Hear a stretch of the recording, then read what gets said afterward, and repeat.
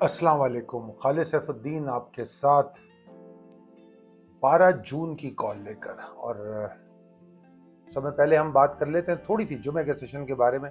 जुमे के सेशन के बारे में ज़्यादा कमेंट करने की ज़रूरत इसलिए नहीं है कि हमारे पास इंडेक्स के प्रेशर में रहने की उम्मीदें थीं और इंडेक्स ने अच्छी एफर्ट करनी थी या एफर्ट करनी थी 41,895 के ऊपर, जो कि वो नहीं ट्रेड कर सका।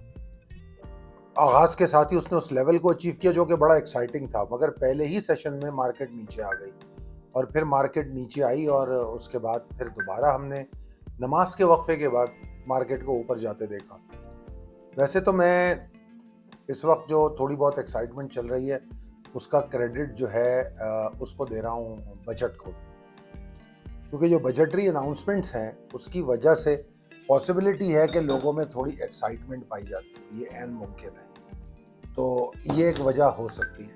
एनीवेज, मार्केट ने लो जो बनाया 41,677 का, तो उसमें जो आपको लेवल बताया गया था नीचे के हवाले से 41,585, वो बहुत सिक्योर रहा, उससे बहुत ऊपर मार्केट रही।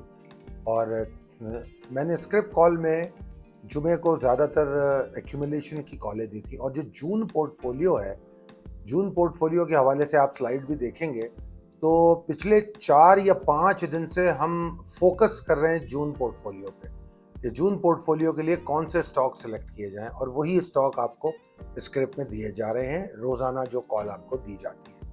बहरहाल मार्केट 218 पॉइंट के इजाफे के साथ बंद हुई और अगर पिछला लॉस देखें तो मेरे ख्याल में 500-550 पॉइंट का था, 450-500 पॉइंट का था। अगर हम जुमेरात का देखें तो जुमे को हमने 218 पॉइंट गेन किए और बावजूद इसके के सेलिंग प्रेशर था।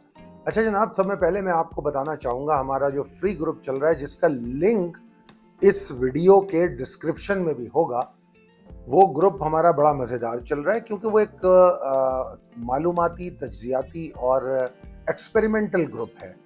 उसमें क्योंकि बहुत सारे लोग जो हमें नहीं जानते या हमारे साथ ट्रेड करने का एक्सपीरियंस नहीं किया है, तो वो लोग उसमें आके हमारी जो टाइमली कॉल्स हैं क्रूड ऑयल के हवाले से, गोल्ड के हवाले से, उनको देख सकते हैं।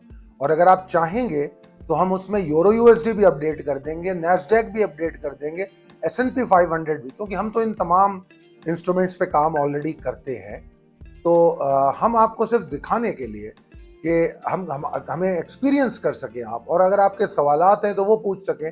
हमारी जो टीम है इंतहाई एक्सपीरियंस्ड और डेडिकेटेड टीम, वहाँ आपके सवालों के जवाब भी देती है और किस तरीके से वो ट्रेड होती है। और पाकिस्तान के जो माशी और सियासी सूरत हाल है, तो मतलब इलेक्शन अक्टूबर की बात हो रही है, तो जरदारी साहब कह रहे हैं मैं बताऊंगा इलेक्शन कब होंगे। तो इन सूरत हाल में अगर आप मार्केट से बड़ी अच्छी अच्छी उम्मीदें बांधते हैं तो मेरे ख्याल में आप ठीक नहीं कर रहे, अपने साथ ठीक नहीं कर रहे।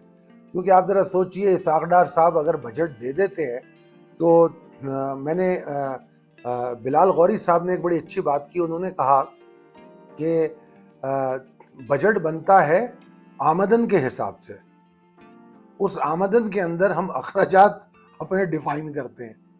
तो यहाँ पर जो बजट बना है उसमें आमदन जो है उसका अभी पता नहीं है, अखराजात बयान कर दिए गए। अखराजात की डिटेल में नहीं जाऊंगा, किसके लिए क्या रखा, वो एक सियासी इशू है। माशी इशू ये है कि हमारे लिए कोई अच्छी खबरें नहीं है, हमारे लिए कोई अच्छी खबरें नहीं है।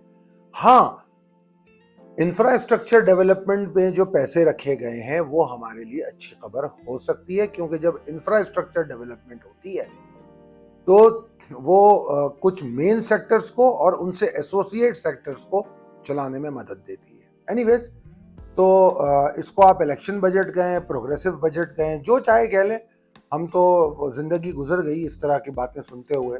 अवाम दोस्त बजट, ये खास अल्फाज है।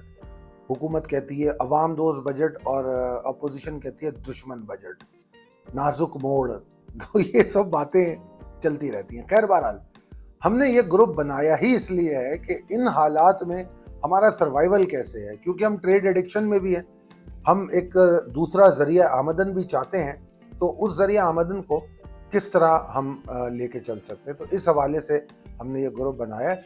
और इसकी और अच्छी बात यह है कि जो लोग इसमें आ रहे हैं लिंक के थ्रू ज्वाइन कर रहे हैं और समझ रहे हैं चीज़ों को, वो फिर ग्रुप से बाहर आ रहे हैं और हमारे टीम से राब्ता कर रहे हैं और हमारे फिर प्रोफेशनल ग्रुप का हिस्सा बन रहे हैं।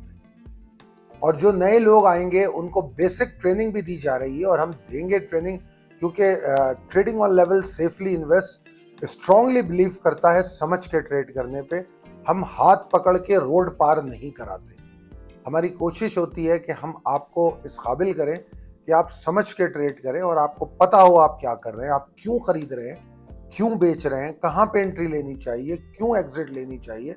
ये तमाम चीज़ें आपके सामने होती हैं। इन बुरे हालात में अगर आपने नवंबर पोर्टफोलियो और जनवरी पोर्टफोलियो को देखा हो तो आई होप कि आप लोगों ने एंजॉय किया होगा। तो अब हम जून पोर्टफोलियो के साथ आपके साथ खड़े हैं। अच्छा जनाब, तो आपने सुन लिया नए ग्रुप के बारे में। अब चलते हैं glimpse of the last week पे। ये आपके सामने पहली स्लाइड है जिसमें मंडे को हमने क्या कहा था। पिछले मंडे को हमने कहा था कि बुल्स की ख्वाहिश शदीद नजर आ रही है कि मार्केट में कुछ मूव बनाए और 42,000 को टारगेट करें। ये हमने कहा कि हमें इस हफ्ते 42,000 नजर आता है।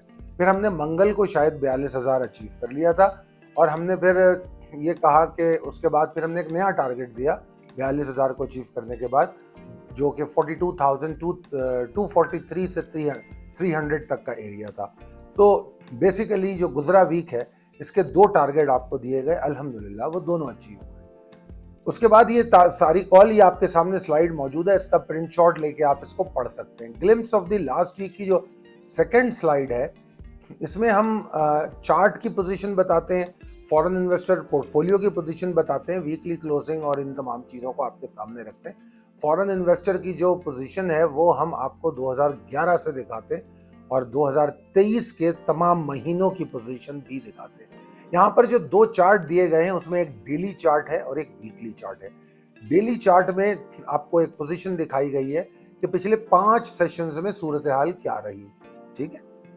उसके बाद वीकली चार्ट में जो ओवरऑल इंडेक्स की पोजीशन है वो बताई गई है। तो अगर आप वीकली चार्ट की पोजीशन देखें तो आप देख सकते हैं कि तकरीबन ये चौथी दफ़ा इंडेक्स जो है इस जगह पे आया है जो इस हफ्ते हाई बना है गुजरे हफ्ते में।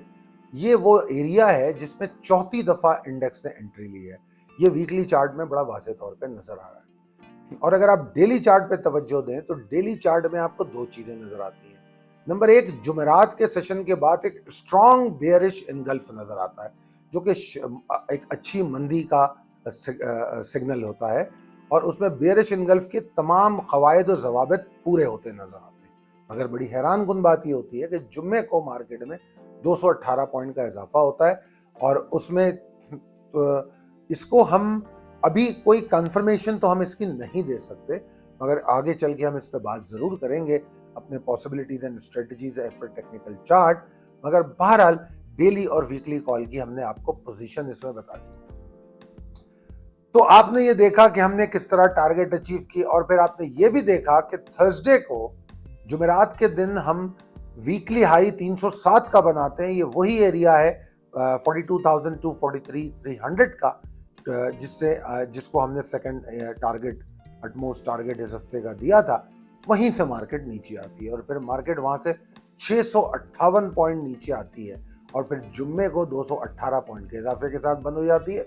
ओवरऑल वीक जो है 552 पॉइंट का इजाफा करने में कामयाब होता है। न सिर्फ ये बल्कि वॉल्यूम्स भी तकरीबन 23.14% मार्केट में बढ़ जाते हैं। तो ओवरऑल हफ्ता बड़ा एक्साइटिंग रहा और इस हफ्ते में ख़ास बात एक और ये भी थी कि हमने पीर और मंगल को जब हम ट्रेड कर रहे थे तो हमारे कुछ स्टॉक ने ज़बरदस्त किस्म की मूव बनाई और कुछ स्टॉक ने 2 और किसी ने 3 लॉग भी लगाए और उस वक्त हमने स्टॉक रिप्लेसमेंट की, पोर्टफोलियो को रीस्केजुअल किया। कुछ स्टॉक से हम जो के लॉग भी लगा चुके थे हमने उसमें भी सेलिंग की और हमने कुछ नए स्टॉक लिए और हमने ये देखा कि वो नए स्टॉक जो हैं बुध, जुमेरात और जुमे को परफॉर्म करते नजर आए, आपने देखा होगा।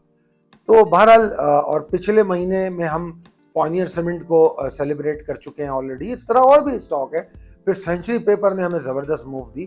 तो अगर आप टारगेटेड हैं, फोकस हैं मार्केट में, तो मैं समझता हूँ इन मुश्किल हालात में भी मार्केट आपको परफॉर्म करके दे रही है। तो रिप्लेस स्टॉक करना, इसके लिए हिम्मत की जरूरत है। मैंने बीच में अपनी वीडियोस में कहा, जो लोग माल नहीं बेचते वो बाइंग की अपॉर्चुनिटी को बेचारे अवेल भी नहीं कर पाते। अभी कुछ स्टॉक ऐसे हैं जो स्क्रिप्ट में मैं आपको स्क्रिप्ट कॉल में दूंगा मंडे की, आपने उन स्टॉक को सिर्फ खरीद के रख लेना है। और मैं आपको बाइंग एरियाज भी बताऊंगा और आपको यह भी बताऊंगा कि उन स्टॉक को किस स्ट्रेटजी पे बाय करना है।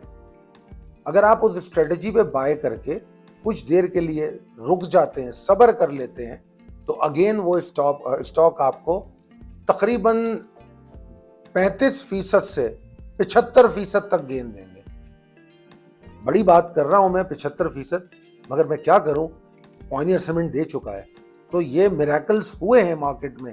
इन्हीं हालात में, इसी 9 मई के बाद, इसी पॉलिटिकल सिचुएशन में, इसी माशी डिफॉल्ट की बातों के दौरान, इसी बेवकूफ़ी के वजारत खजाना के मतलब गुफ्तगुओं के बाद, IMF की मुश्किलात के बाद, पॉइनियर सीमेंट ने तो परफॉर्म किया है।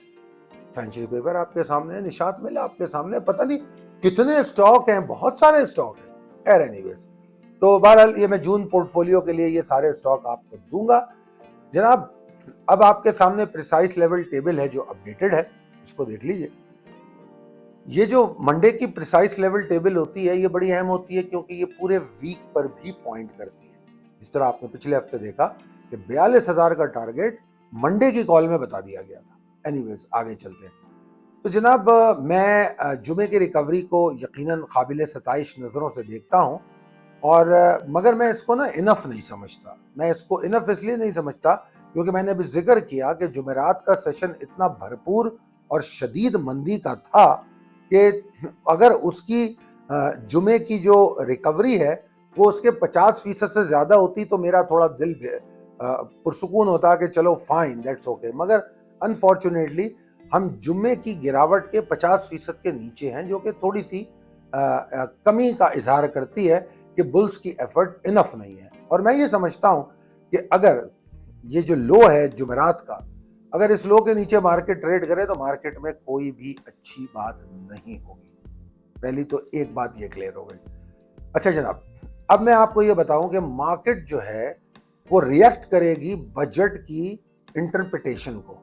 बजट को कैसे समझा जाता है, हर आदमी अपने तरीके से समझेगा। अनफॉर्चुनेटली हम इतने बदकिस्मत लोग हैं कि हम लोग अपने मामलात और हालात के लिए भी अपनी सियासी एफिलिएशन के एतबार से हम बातें करते हैं। हम मुल्क और अपनी ज़ाती इकोनॉमी और अपनी मईशत के लिए परेशान नहीं है।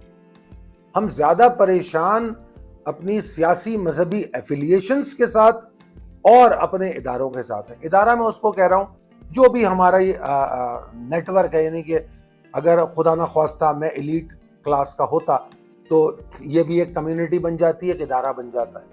अगर मैं मीडिया का कोई बंदा होता तो मैं देखता हूँ मीडिया के बड़े अच्छे अच्छे तज्जियाकार को देखता हूँ जो बड़े बुलंदबांग तज्जिए करते हैं और बड़ा खुल के बात करते हैं सबके बारे में। मगर किसी मीडिया हाउस के हवाले से कोई खबर ऐसी आ जाए, या अगर किसी न्यूज़ एंकर या सहाफ़ी के हवाले से ऐसी खबर आ जाए, तो फिर उनकी जो है ना पता नहीं, मैं कहना नहीं चाहता, मगर बहरहाल फिर वो ना थोड़े से सॉफ्ट हो जाते हैं कि हो सकता है, पॉसिबिलिटी है, बड़े अच्छे आदमी हैं ये, मैं इनके साथ काम किया है, बड़े अच्छे आदमी हैं, पता नहीं क्या वजह है ऐसा हो गया, इस तरह की बातें करेंगे। और अगर इदारे पे, सियासतदानों पे और किसी आम आदमी पे अगर कमेंट करना हो तो खुल के करेंगे। एनीवेज, तो ये जो जाती जो हमारे सोच है इस तरह की, वो हमारी माशी सूरत हाल पे हावी नहीं होनी चाहिए। बड़ी हैरान कुन बात है, क्योंकि मैं आपको इसमें बड़ी छोटी सी बात बताऊं कि मेरा नहीं ख्याल कि मेरी वालदा कोई बहुत ज़्यादा सियासी समझबूझ रखती हैं, उनका सियासत से कभी कोई लेना देना नहीं रहा, मगर घर गृहस्थी उन्होंने की है, तो वो पाकिस्तान में तो नहीं रहती, तो वो मुझे जब भी फ़ोन करती हैं मुझसे पूछती हैं पाकिस्तान में मुख्तलिफ़ चीज़ों की कीमतें पूछती हैं कि ये कितने का है, वो कितने का है, वो शायद अपने ज़माने से कंपेयर करती हैं। तो जब जब मैं उन्हें कीमतें बताता हूँ बड़ी हैरान होती हैं, परेशान होती हैं। तो अभी पिछले दिनों मेरी उनसे बात हो रही थी, तो उन्होंने एक जुमला कहा जिसको सुन के मैं शॉक हो गया। उन्होंने मुझसे जब कीमतें पूछी तो उसके बाद उन्होंने मुझसे कहा कि क्या अवाम का कोई रद्द-ए-अमल नहीं आता इस सिलसिले में? तो मैं चौंक गया।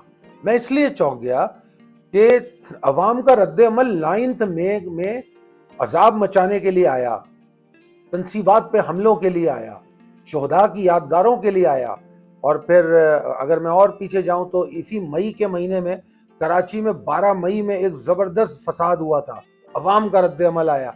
और पीछे जाऊं वो भी शायद मई का महीना था जब मॉडल टाउन में कुछ हुआ था, तो अवाम शदीद अवामी रद्द अमल आया।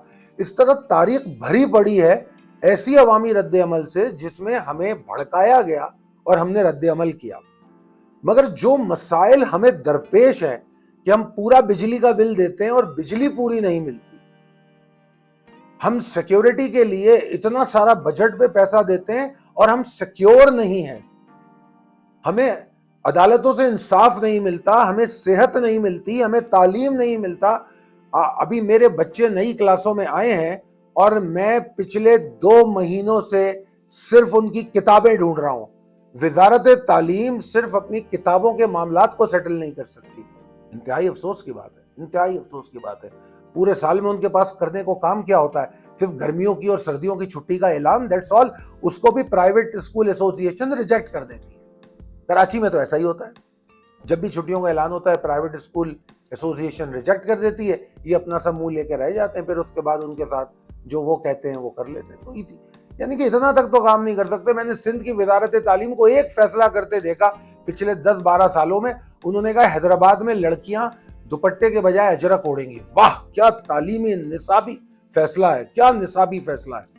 अशश कर उठा मैं पीपल्स पार्टी की विजन पे, जो तालीम के लिए उनका विजन है। बहरहाल मैं आउट ऑफ द कॉन्टेक्स्ट जा रहा हूं, मगर दिल दुखा हुआ है। बजट को देख के मेरा बहुत दिल दुखा कि जिन जिन एरियाज में पैसे लगाए गए हैं और अभी आने वाले दिनों में जो हमारे साथ होने वाला है, क्योंकि इसाक डार साहब ने ये नहीं बताया, एक्सपेंस तो बता दिए, ये नहीं बताया कि ये एक्सपेंस खर्च कहां से किए जाएंगे, आमदन क्या होगी। जो आमदन के टारगेट थे वो तो पूरे हुए नहीं, तो नए हदफ कहां से पूरे करोगे? यानी कि you are totally based on IMF. उधर इमरान खान साहब अपनी लॉबिंग करके आईएमएफ को प्रेशराइज कर रहे हैं और इधर ये आईएमएफ पे बेस कर रहे हैं, तो भाई होगा क्या? आईएमएफ यकीनन इस हालात का फायदा उठाएगा और सख्तियां करेगा और मामलात बुरे करेगा। बिजली, गैस, इसकी सूरत में डायरेक्ट इंपैक्ट तो मुझ पे आएगा ना। जो गवर्नमेंट में जॉब करता है उसको तो 200-300 लीटर पेट्रोल मिलता है। अगर 600 रुपए का भी पेट्रोल हो गया, जज साहब को क्या फर्क पड़ता है? जज साहब को कोई फर्क नहीं पड़ता, उनको लीटर में पेट्रोल मिलता है। फर्क मुझे पड़ेगा, आपको पड़ेगा। एनीवेज, बहरहाल सिंपल बात यह है कि मैं कंक्लूड कर रहा हूं कि बजट जो है वो मार्केट को ड्राइव करेगा। और मुझे बजट में जो बात, वैसे तो मैंने बजट का पोस्टमार्टम कर दिया कि आमदन है नहीं और अखराजात बता दिए, मगर बहरहाल उसके बावजूद इसमें इंफ्रास्ट्रक्चर डेवलपमेंट जो वो रखे गए हैं पैसे, वो एक अच्छा अमल है, क्योंकि उसी से इकोनॉमी का पहिया चलेगा। और लोगों को उस तरफ लेकर आना होगा कि लोग पैसा रोल करें, लेके बैठे नहीं, डॉलर नहीं खरीदें, पैसा बाहर ना जाए। हमें इन चीजों को रोकना पड़ेगा, पैसा रोटेट करे पाकिस्तान में, तो फिर बड़ा अच्छा होगा। और मेरा मशवरा 2020 में भी यही था, जब डैम फंड की बात बाबा जी ने की थी, तो मैंने लोगों से हाथ जोड़ के रिक्वेस्ट की थी कि डैम फंड में पैसे मत दो, अपने ऊपर पैसे लगाओ। अपने ऊपर पैसे लगाओगे तो पाकिस्तान पे इन्वेस्टमेंट होगी। इसीलिए मैं आपको पाकिस्तान मर्केंटाइल एक्सचेंज के लिए बार बार कहता हूं, जब पाकिस्तान मर्केंटाइल एक्सचेंज में आप इन्वेस्ट करते हैं तो आप पाकिस्तानी रुपीस में इन्वेस्ट करते हैं, डॉलर में ट्रेड करते हैं, डॉलर हमारे पास आता है। अगर आप प्रॉफिट करते हैं, आप जाके जाली वेबसाइटों पे काम करते हैं या फॉरेन ट्रेडर्स के साथ आप काम करते हैं, आप पाकिस्तान का नुकसान करते हैं। कहने को तो ड्राइंग रूम में बैठ के बड़ी हुब्बुल वतनी की बातें होती हैं, अमल क्या है? अमल ये नहीं है, अमल पाकिस्तान के लिए कुछ नहीं है, ये ड्राइंग रूम की गुफ्तगू तक महदूद है। तो मेरा आप लोगों को मशवरा है कि खुदा के लिए पाकिस्तान के लिए सोचें और पाकिस्तान में इन्वेस्ट करें और पाकिस्तान पे इन्वेस्ट करें। और पाकिस्तान पे इन्वेस्ट करने का वाहिद जरिया ये है, अपने और अपने खानदान पे इन्वेस्ट करें। यानी कि अगर आप अपनी आमदनी के बारे में सोचेंगे और उस पर इन्वेस्ट करेंगे कि आपकी आमदनी बेहतर हो, तो मुल्क की माशी सूरत हाल बेहतर होगी ऑटोमेटिकली। इनकी बातों में ना आए कि डैम बना देंगे तो डैम में पैसे दे दो, वो फलाना भीख फंड है, फलाना भीख फंड है, उनको डोनेशन दे दो। अगर डोनेशन कहीं देना है तो आप हेल्थ सेक्टर में दें, क्योंकि और हेल्थ सेक्टर में पाकिस्तान में इंडस हॉस्पिटल से बड़ा काम कोई नहीं कर रहा। तो सोचिए जरा। बहरहाल फिर आउट ऑफ द कॉन्टेक्स्ट जा रहा हूं। I am coming back to the technical situation. Number एक बात मैंने आपको बता दी कि मार्केट जुमेरात का लो ना तोड़े। दूसरी बात मैंने ये कहा कि इंडेक्स के लिए बड़ा जरूरी है कि वो 41,895 के नीचे ना ट्रेड करे, बिल्कुल ना करे। और 42,000 के ऊपर अगर ट्रेड करती है तो 42,064 और 42,000 की जो मैं बात कर रहा हूं, तो फिर वो जो मैंने 50% वाली बात कही है, हम उससे उसके करीब आ जाएंगे, उसके ऊपर आ जाएंगे, उसके आसपास आ जाएंगे। तो वो थोड़ा सा ब्रीथिंग स्पेस होगा बुल्स के लिए, और बुल्स वहां से एक्टिविटी शुरू करेंगे। और अगर बुल्स ने वहां से एक्टिविटी शुरू कर दी तो फिर इंशाल्लाह ताला हम आगे बढ़ेंगे और हमारे पास एक लिमिटेड ऊपर जाने की पॉसिबिलिटी की दरवाजा खुलेगा। और वो क्या होगा, 42,311 से 42,425 तक, 42,311 से 42,425 तक का टारगेट एरिया मैं आपको दे रहा हूं कि अगर मार्केट 42,064 के ऊपर ट्रेड कर ले तो फिर यहां तक का रास्ता बन जाता है। और अगर फिर 42,311 425 लेवल के ऊपर हमने ट्रेड कर लिया तो फिर हमारी मार्केट में नई रैली का आगाज हो जाएगा। और वो नई रैली फिर सेट करेगी नए टारगेट, और वो यकीनन चूंकि मैं रोज कॉल देता हूं तो उससे मैं आपको लाजमी अपडेट करूंगा, वो मैं आपको बताऊंगा। और स्क्रिप्ट के हवाले से मैंने बता दिया कि मैं आपको मंडे की कॉल में, और बल्कि पिछले 3 दिन से भी दे रहा हूं, और मंडे की कॉल में भी सिर्फ जून पोर्टफोलियो पे बात करूंगा। मुझे कोई इंट्राडे पे बात नहीं करनी। इंट्राडे की अलग से मैं कोई स्टॉक्स देख लूंगा, मगर ओवरऑल मैं फोकस हूं जून पोर्टफोलियो पे। अच्छा जनाब, अगर मार्केट 41,895 के नीचे ट्रेड करती है, नंबर एक, वॉल्यूम नीचे गिरेंगे, मार्केट डिप्रेस रहेगी। ये दो चीजें आपको देखने को मिलेंगी। और जो बियर्स की एक्टिविटी है या एक्टिव बियर्स की पॉसिबिलिटी है, वो मुझे 41,647 के नीचे नजर आती है। 41,647 के नीचे अगर मार्केट 41,647 के नीचे ट्रेड करती है तो बियर्स एग्रेसिव हो जाएंगे, एक्टिवेट हो जाएंगे। वैसे तो मैं डिप्रेशन 41,895 के नीचे भी महसूस करता हूं, मगर एग्रेशन की बात कर रहा हूं। एग्रेशन का मतलब ये होता है कि ज्यादा गिरावट आएगी और वॉल्यूम बढ़ सकते हैं, पैनिक सेलिंग हो सकती है, उसको मैं एग्रेशन के हवाले से कह रहा हूं। बहरहाल ये टाइम है अपने आप को फैसला करने का कि आपको कौन से सेक्टर और कौन से स्टॉक्स में जाना चाहिए। Selection of sector and stock बहुत अहम है बजट के आने के बाद। मार्केट में तो 600-700-800 शेयर होंगे, मगर वो तमाम शेयर परफॉर्म नहीं करेंगे।